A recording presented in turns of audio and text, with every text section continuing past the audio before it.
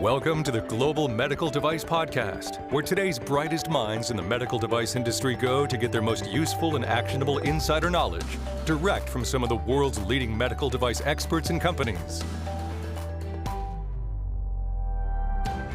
As I'm recording this today, I think we've done something like around 250 podcast episodes, most of them on the Global Medical Device Podcast. And a few years ago, we did a series called MedTech True Quality Stories. But it's been so cool. It's been one of the coolest things I've ever had the opportunity to do in my career. You know, I get to talk to amazing people, hear about some amazing products and technologies. And, you know, I get to put it under the bucket of work. It doesn't feel like it most of the time when I'm doing the podcast, but, you know, thank you all for, many of you have reached out to me and shared your comments, sentiments, and I'm grateful for all of you listening to the Global Medical Device Podcast. And recently it's become clear to me that there's an opportunity to start to take, not necessarily in a new direction per se, but to bring in some new variety, some new context, some new perspectives. And joining me on this episode of the Global Medical Device Podcast is a glimpse into where we're going to be going in the future with the Global Medical Device Podcast. And so joining me is Etienne Nichols. He's one of our medical device gurus at Greenlight Guru. He clearly has a passion for this sort of thing, and that was evident to me. And so I've reached out to him and said, hey, Etienne, will you be more involved with the podcast? And he's looking forward to it. And he's already starting to schedule some guests and explore some different topics. So it should be fun. I'm going to ride along with him and he's going to ride along with me. So we're going to figure this out. But I just wanted to give you, I guess, an introduction, a more in-depth opportunity to listen to Etienne Nichols. And who knows, we'll see where it goes. So we're just going to roll with it. So enjoy this episode of the Global Medical Device Podcast. Hello and welcome to the Global Medical Device Podcast. This is your host and founder at Greenlight Guru, Jon Speer, and joining me is one of our medical device gurus, Etienne Nichols. Etienne, welcome. Hey, John. Thanks. Good to be here. And I know you've been on the podcast before, and I guess, spoiler alert, you're going to be on it a lot in the future too. So I thought we could use this opportunity to kind of, I guess, hopefully reintroduce folks, listeners, to who you are and your background, and just riff a little bit about some of the things that are happening and things that each of us are observing in our industry right now. Yeah, cool. Well, I appreciate it. And yeah, so we skipped to the end here, then I like it. I appreciate you go ahead and letting the cat out of the bag. I really appreciate the opportunity to be on the podcast, to be a co-host and to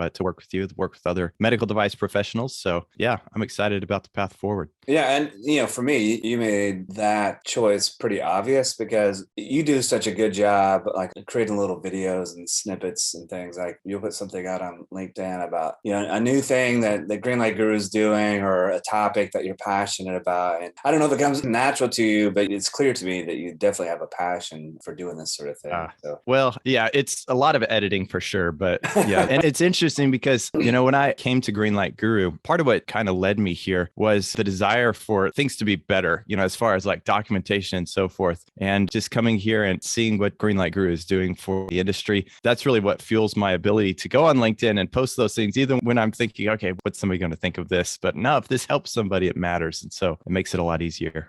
Yeah. And, you know, that spirit that you just described, or that thing that interests you about our industry. I mean, I think we have a special team at Greenlight Guru first and foremost, but definitely, I'm especially fond and appreciative of our medical device gurus. And, you know, for those listening who may not know, Greenlight Guru, you know, of course, we are the only medical device success platform for the medical device industry built by actual medical device professionals. But part of what makes our team special is we have this thing we call the Guru Edge. And we have folks like Etienne and myself and probably at least 10 other people that I lose count these days. But and what makes a medical device guru? These are folks who worked in the medical device industry as product development engineers and quality managers and quality engineers and regulatory specialists and so on and so forth, who actually worked at medical device companies. So they've been in the shoes that many of you listening are wearing, and they understand, you know, the trials and tribulations that you go through as medical device device professionals because we've all done it, and so I think that relatability is important with our customer base and our industry. Yeah, it's funny that you say that because as you were talking, I started to think, yeah, we kind of bear in our body the battle scars of certain situations. When I'm going through the software, sometimes, we have the quality events portion of the software and different people like different examples from those, whether it's nonconformance or Kappa. And if they let me pick, I typically say, well, if you're going to let me pick, let's go with Kappa. I probably have the most trauma related to Kappa, so we can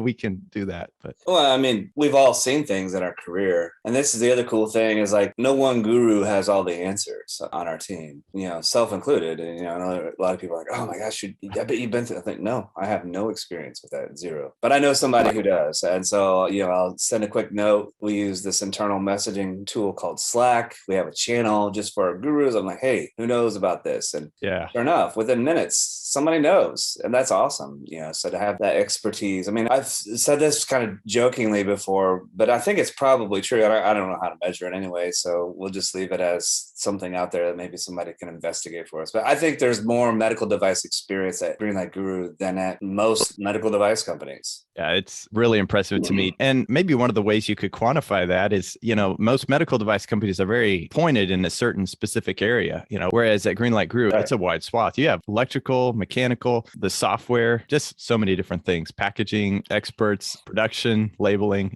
It runs the gamut. So I'm very fortunate to work here. It's exciting to get to learn more of these things too, almost by osmosis, being with some of the other gurus. No, it's fascinating. Every time I get to interact with one of our gurus, like, all right, there's an old saying, and I usually butcher these things, but something like, it's surround yourself with people who are smarter than you. And I'm very blessed because I feel like we, Greenlight Guru, have done a good job of that. And I get to interact with people like, oh, wow. I remember like when Tom Rich joined. Yeah. I'd dabbled a little bit in some consulting in the orthopedic space, but here's a guy that designed orthopedic products. And I don't know, it's like there's always something that's a little bit fascinating about casting a piece of metal that's going to be implanted into the patient for the rest of their life. I mean, my dad, for example, is a recipient he had double knee surgery quite a few years ago, and it changed his life, I think that's the cool thing is like when you can relate a personal experience, something, hopefully nobody we know is going to go through a medical procedure, but the reality is many people we know are going to go through those, and they understand the role that a medical device plays and how that can impact their quality of life in a positive way. That's why we do this. Yeah, 100%. I had a coach at the gym who was getting a double shoulder replacement. Well, one shoulder and one partial. And I happened to work at a place where there was another division worked on that side of things, the joints and so forth. So I was actually able to go over to that side and say, hey, do I need to make any recommendations? Just talk to the director of product marketing on that side. And I said, well, yeah, there's some good things happening. And they talked to me about a few of those things. It's just when I hear about those and get to kind of expand my horizon, it reminds me that the future is bright. A lot of times we get sucked into the news and we're worried about so many different things, but really there's just working with all these different companies now. It really does remind me that the future is bright. So I'm excited about all the different ways the medical device industry is going to be improving our lives in the future. Yeah, absolutely. And, the cool thing is not just, the gurus that we have, the diversity and the backgrounds that everybody has is really cool. But you kind of hit on this a moment ago, but the things that our customers are doing, holy cow.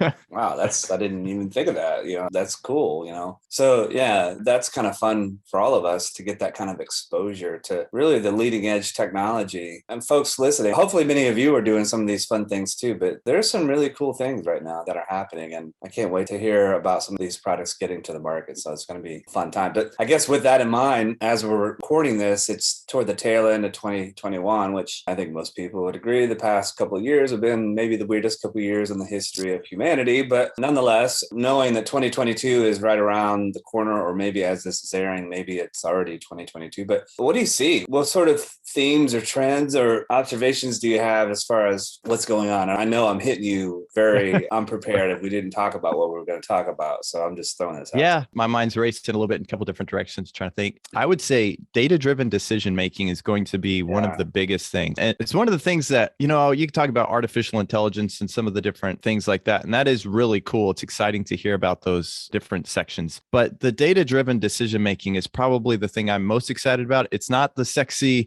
like I said, AI, but it is, I'll give you an example. There's one customer that we work with where they, just to kind of speak in generic terms, just, pretend protect the guilty. They are working on a clinical trial where they're actually terminal patients. And so these patients don't really have a whole lot of hope to survive more than a year. So they're doing a clinical trials to make a suggestion on a different off-label drug, for example. Okay. And they've had tremendous success. So they put their data into an array or whatever, and it makes a decision for them. It's not that it's a doctor making a decision. It's looking across a broad swath of drugs that you never would have thought to apply to this specific situation. And they're having a lot of success for that. To me, that sort of thing is really exciting to see, the data-driven decision making in different ways. That's pretty cool. I hadn't heard about that, but that's really cool. I mean, I like that because, who thinks of that, right? It's just like, wow. I mean, I hope this comes off the right way, which usually my wife tells me when I say that it's going to come off the wrong way. And she's probably right. Well, usually right. But anyway, who thinks, oh, wow, there's a patient that has a terminal illness. They have no hope. There's nothing that's going to treat their condition that's going to reverse this circumstance. But maybe we could find a pharmaceutical that's not indicated or known or that sort of thing that can make life a little bit better. Why not? Right. I mean, there's a lot of patients. I mean, sometimes you hear about, or a relative or something who, maybe late 80s or early 90s, and they get a condition, and had they been in their 40s or 50s, it would have been easier to treat. But because they're a little bit later in life, maybe they're just not able to tolerate the type of surgery and that sort of thing. So, this is a really cool thing. The other thing that I'm excited about is, and this has been a theme for a while, I think, but there's sort of this convergence or this blending of tech, right? Things that are classic, traditional type medical device, very clear cut. I mean, that term medical device, pretty broad reach and somewhat generic at times. But now we have all these tech coming in, right? Things that you and I use in our everyday lives that, maybe it's consuming some of our risk space and all these sorts of things. But the lines are blurry between what is and is not a medical device. And I think that's kind of cool in some respects because it's making me a quote patient when I feel like I'm otherwise healthy in some cases, but it's giving me information. And to your point, I think it feels a little bit like a data-driven initiative. I don't know if that's the intent there, but I think that's cool just to see tech entering into our space. Absolutely. It's interesting. You go into a hospital room and it looks like, depending on the hospital room you go into, it looks like the equipment's been there for 40 years sometimes. You're like, why haven't things improved? And, some things don't need to change. I get that as well. But absolutely, I'm 100% behind. If we have the technology to make life more efficient, more productive in so many ways, usually that could be applied to a medical device and make our life a little bit healthier as well. So the wellness products are great. You talking about the hospital setting, the exam room, whatever. I'm always reminded of one of our customers. You probably would know them, but well, hell, why not? I know they have a great story. So the Photonicare story. Do you know those guys? No. You should look them up, but you have younger kids. I'm out of the loop. No, you have younger kids. This would be appropriate. Yeah. But and I forget the name of it. Damn it, that's going to make my story not so good. But what is the device that's used for examining the ear? Oh, not the otoscope, is it? Yeah. That's right. Otoscope. Thank you. I forgot that. I don't know how I came up with that.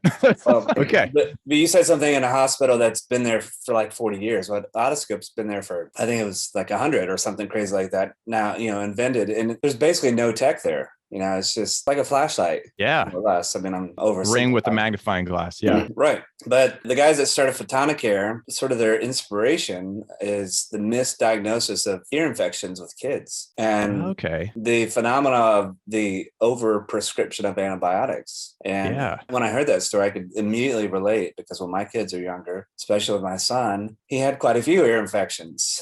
And he had to get tubes and all these sorts of things. And I know that the healthcare providers, the doctors, the ENTs, et cetera, did the best they could with the knowledge and technology that they have. But I feel like, a company like Photonicare is going to change that because they're going to be incorporating video and all these sorts of things into their products. So, they've taken a product that existed for over 100 years and they've modernized it in leveraging tech. So, those are cool things too. Yeah, that's awesome. I mean, anytime you can take the subjectivity out of the equation in a diagnosis, I love that. I'm sure I don't know if everybody's read or not about the don't get a colonoscopy after lunch because that's when the fewest polyps are found, that sort of thing. We're a little slower after lunchtime. Always try to do things first thing in the morning. but it's because there's subjectivity. You're expecting a doctor to make that call based on a visual. So that's the more data that can be behind a decision. I love that so much. Yeah. You mentioned the wearables. The wellness industry is, I think, going to be affected and impacted as well quite a bit. That's exciting to see because preventative care, there's not a whole lot of emphasis placed on it, but I think there's a lot of space there for improvement too. Yeah, and I think the classic wearables are something that you wear on your wrist and resembles or is incorporated into some sort of watch or something like that. And yeah, there's certainly quite a few products there in that area, but I see other wearables becoming more commonplace. And I think, like the pandemic is also creating some opportunity for innovation, I think, especially when it comes to healthcare. I mean, pre-pandemic, it's not like telehealth didn't exist, but I think it was less common, especially, like I live a little bit more rural.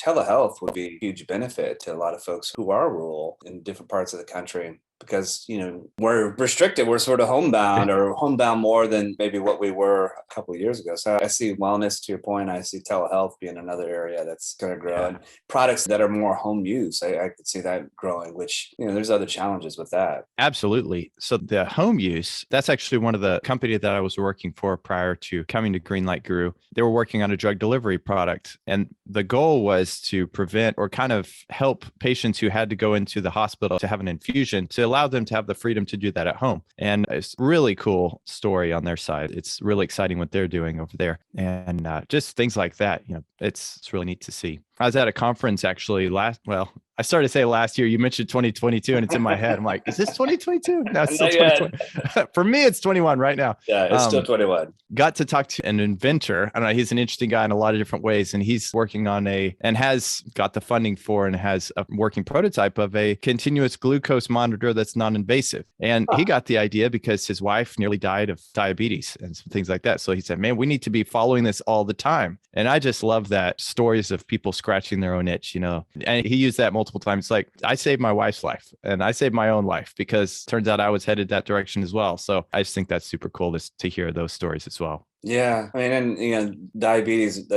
remember when I started in the industry, and probably to some extent even today, that was sort of, if you could come up with a technology to address or mitigate diabetes, I mean, that was sort of a holy grail opportunity. And I know there's been a lot of innovation in that space, but I think this is the other thing, and your story kind of hits the nail on the head there, but we work in an industry where the people actually care.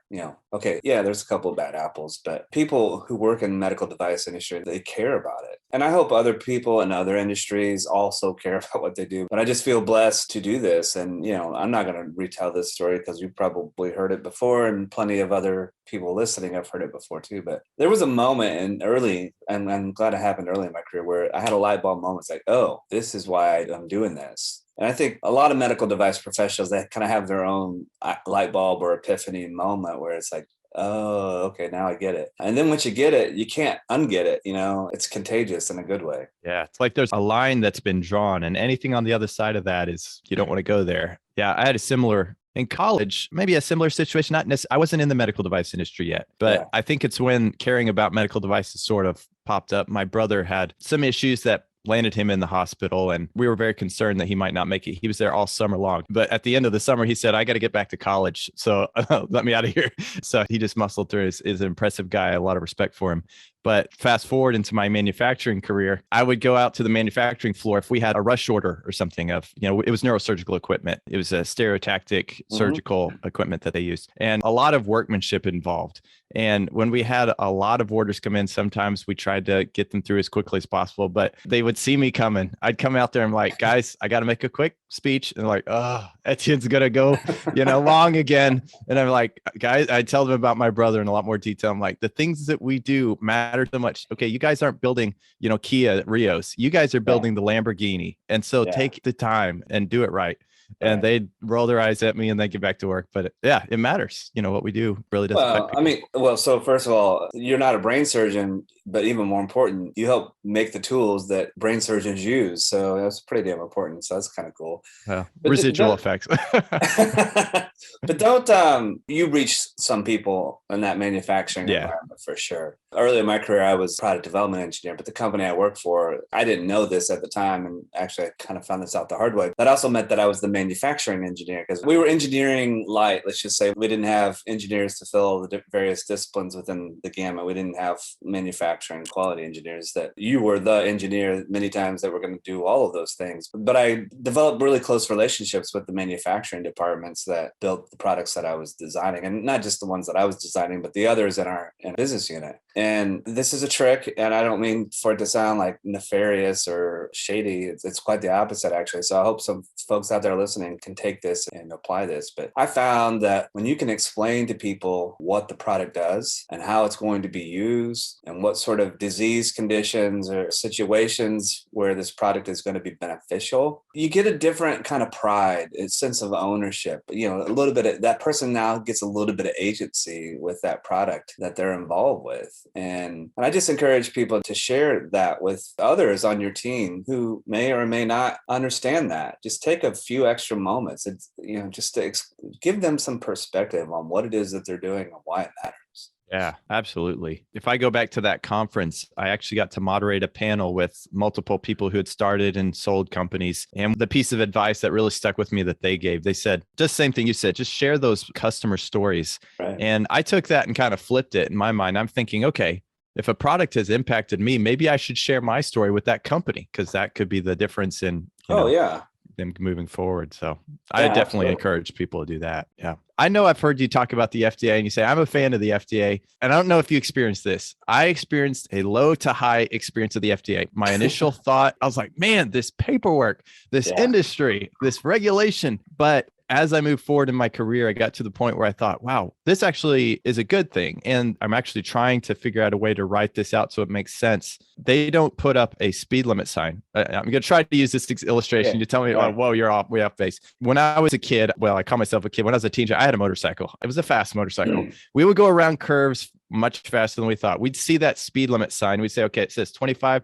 That means I can go 40 on this bike, which, so that don't recommend that to anybody. Not a good idea. But this is what went through my mind. When I saw that, I thought, okay, what the FDA does is they don't put the speed limit sign up. They say the road is curved at a 3-degree angle that has a certain friction. It has this certain slope. Don't fly off the road. And if you're driving a semi, you better go 50 miles an hour. If you're in a sport bike, maybe you can go 40. Right. So that's the way I look at the FDA now, as far as their regulations. I don't know. What do you think, though? It's not so much that they're putting the speed limit sign. It's almost like they're putting the guardrails up. Yeah. Right. So that you don't slide off that curve. And, I'm a little bit older than you, but I started my career in the late 90s. Well, right before I started my career, what we know as commonplace today, 21 CFR Part 820, which is the FDA's quality system regulations for medical device, just went into place like I think it's 96. So I think we just celebrated like 25 years or something crazy like that, but just went into place. And before that, it was like GMP. And so there were regulations. They were just a little more loose, right? A lot more left for interpretation. Although even today, to your point, I think there's still a lot left to interpretation, depending on whether I'm driving a semi or a sport bike. Yeah. But the industry was I was coming into it, the industry was kind of like grumpy. Like they were like, I can't believe the FDA is putting all this enforcement on us. And so I think that was sort of the tenor or the theme there for a while. And there was not a interactive, collaborative type of relationship between industry and FDA. And both sides are guilty, frankly. It was more like this headbutting. And it was like, I can remember like when we do a 510K, we didn't notify FDA ahead of time. We had no communication with FDA ahead of time. We just put together the 510K packet and shipped it to them and crossed our fingers and waited. And I don't even think, our regulatory team called them after they shipped it to make sure that it was received. I don't know if they had return receipt. But regardless, there was very little interaction. It was more of, we're going to send it over, we're going to cross our fingers and wait. And kind of this, poor and ineffective way to communicate. Yeah. So that was the beginning. And then, within the past, let's call it a decade, I see the FDA has been much more they've been changing sort of their approach. So there's more opportunity to collaborate with industry. I mean, just like a thing like a pre-submission, if you're going to do a regular, like a 510K or some sort of regulatory submission, you can get an audience, you can communicate, you can have a conversation with the FDA ahead of time. And I think that's awesome. And I think that's amazing. And I think that's really cool. So yeah, I've seen a huge evolution of FDA over time. And I like the metaphor, the analogy or whatever, the riding on a motorbike on a curvy road. I think that's good. Yeah. Yeah. The other thing I guess I would also stress, because I have conversations with people different times, is the FDA is, I am so thankful that they're there. let me just 100%. Put it that way. If you know any of the case studies about prior to the FDA, prior to certain, whether it's radiological, we're much better off with these regulations. So I'm thankful for that. Well, I'm thankful for it. I'm thankful that they are. I think they're still the model that a lot of the rest of the world looks to as far as how to structure and how to effectively monitor and govern medical devices. I mean, it's a tricky balance. I think this is my own personal opinion. I think government works best when you don't notice that it's there, right? Yeah. And I would say, generally speaking, FDA is sort of that way, I mean, I appreciate that they're kind of a gatekeeper for new technologies. I mean, they have an awesome responsibility. Their job, they are a law enforcement agency. A lot of other parts of the world may not have, they may have a regulatory body, but they may not be necessarily a law enforcement agency per se. But their job is to protect and promote the health of U.S. citizens. I mean, that's an awesome responsibility. And they don't just cover medical devices. They include pharmaceuticals and food and lots of other things. So yeah, the fact that we can design and develop and bring new products to market with that little bit of collaboration with the agency, and that generally they only intervene if there's an issue or a need to. I mean, I don't know. It seems like a pretty good system. Yeah, absolutely. So didn't mean to go off on that tangent. I just it popped into my head. And I love hearing what you have to say about these different things. So yeah, Well, I know I'm just kind of looking at the time here. And I know this feels like a good stopping point. Sure. No, sounds good. But welcome. I'm looking forward to working with you more closely on future episodes of the Global Medical Device Podcast. For those listening, Etienne and I have already had some conversations about the direction of the podcast. So I think he'll bring some fresh thoughts and ideas and explore some areas that maybe we haven't done as much in the past, but I know he's excited to put some of his fingerprints on this too. So it should be a good time. So I'm looking forward to it. Yeah. Thanks, Jon. Looking forward to it as well. All right, ladies and gentlemen, as you know, Greenlight Guru has a software platform. It's the medical device success platform. It has workflows to help you manage design and development and risk. Risk. We've talked a lot about risk today, Etienne, on a couple of our stories. And how do you manage that? Well, we also have workflows to help you route documents and records for review and approval, maintain all the versions of those documents. And then, CAPA, the dreaded topic that Etienne doesn't want to talk about. Well, we have workflows for that, as well as non-conformances and complaints and audits and so on and so forth. But it's all in a single platform, all tied together. Everything that you do from design and development through post-market, you can connect all of this information together in a platform, and it's designed and developed by Greenlight Guru. So it's very easy. Go check it out, www.greenlight.guru. We'd love to chat with you. So if you want to click that button, request a call, then we'd love to learn about what your needs are and see if we have products and solutions that can help you. So very simple. So thank you for listening to the Global Medical Device Podcast, the #1 podcast in the medical device industry. And as always, and I'm guessing I might have to change that line here soon, but this is your host and founder at Greenlight Guru, Jon Speer, and co-host Etienne Nichols, and you have been listening to the Global Medical Device Podcast.